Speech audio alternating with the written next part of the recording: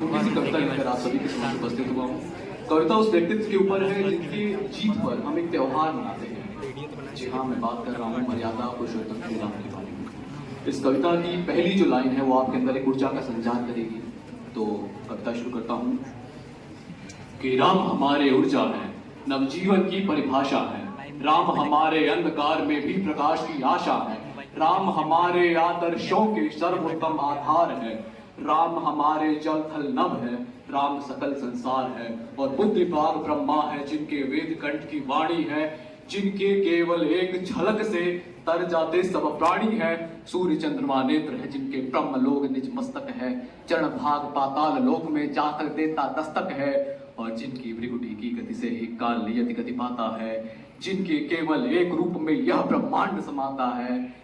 सागर पार किए बिन प्रभु, सागर पार किए बिन प्रभु वैदेही को पा सकते थे।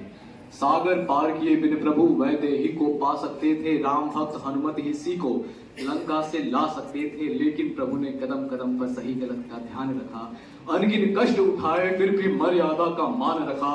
सिर्फ धर्म स्थापित करने का मन में विश्वास रहा। इसीलिए प्रभु ने सीता ने प्रभु का वन में भी वनवास रहा। जगत जननी सीता माता का पापी ने था हरण किया। सर्व ज्ञान का सागर होकर अहंकार का वर्ण किया। कोना कोना दिग्दिगंत का लंकेश्वर से डरा हुआ था। नक्शेशिस तक रावण भुजबल के घमंड से भरा हुआ था। करता था उपहास निरंतर साधु संत के मर्मों का। झलक रहा था खड़ा पाप का लंकेश्वर के कर्मों का। लंकेश्वर को कर्मों का फल देने नीति निधान गए, और वैदेही को वापस लाने खुद त्रिभुवन की शान गए। अंगद सुग्रीव जटायु नील और बजरंग बली। रघुनंदन की वानर सेना सागर के उस पार चली। जलधि पाल कर युद्ध शिविर में राम के सैनिक ठहरे थे। लंका के हर प्रमुख द्वार पर राक्षस दल के पहरे थे। प्रभु ने अपने दिल ही दिल में शत्रुध्वजा से प्यार किया। प्रभु शरण ने मरण से पहले मन में पुण्य विचार किया। यदि राजा हो जाए निरंकुश, उसको रहता होश नहीं। रावण बहुत गलत है, लेकिन यहाँ प्रजा का दोष नहीं। राजधर्म के अमृत घट में यह विष नहीं धरेंगे हम। लंका की निर्दोष प्रजा की हत्या नहीं करेंगे हम। प्रभु ने बालिपुत्र के हाथों क्षमादान संदेश दिया। शांति दूत बनकर अंगद ने लंका मध्य प्रवेश किया। कवि कुमार ने लंकेश्वर को रघुवर का प्रस्ताव दिया। भरी सभा में लंका के हित में कुछ शुभ सुझाव दिया। रक्त बहे निर्दोषों का प्रभु का मन होता भारी है। रक्त बहे निर्दोषों का प्रभु का मन होता भारी है। रघुनंदन को अपनों के संग शत्रु प्रजा भी प्यारी है। रघुनंदन के बाणों को किंचित न क्रुद्ध करेंगे हम। क्षमा सहित से लौटा दो, बिल्कुल न युद्ध करेंगे हम। वनवासी के चरणों में, ये रावण कहता है कि वनवासी के चरणों में निज शीश नहीं झुकने दूंगा। कि वनवासी के चरणों में निज शीश नहीं झुकने दूंगा। रावण बोला, मैं कदापि युद्ध नहीं रुकने दूंगा। कि मेरे तप की ताकत से जल थल थर्राते हैं। अरे देवदूत क्या स्वयं देव भी दानव रावण से घबराते हैं। मूर्ख अधर्मी ने विनाश का खंजर खुद को घोंप दिया, और अहंकार के मन में निर्दोषों को रण में झोंक दिया। एक तरफ असुरों का बल था, दूसरी ओर सत्य की आशा। एक तरफ असुरों का बल था, दूसरी ओर सत्य की आशा। एक तरफ रावण का छल था, दूसरी ओर सत्य की आशा।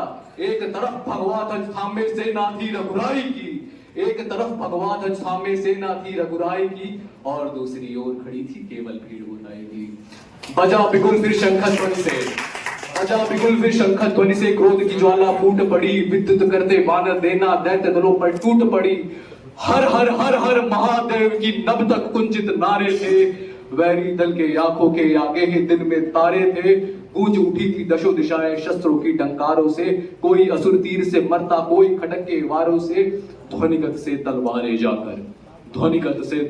जाकर आपस में टकराती थी, और शोण की धाराएं जाकर सागर में मिल जाती थी।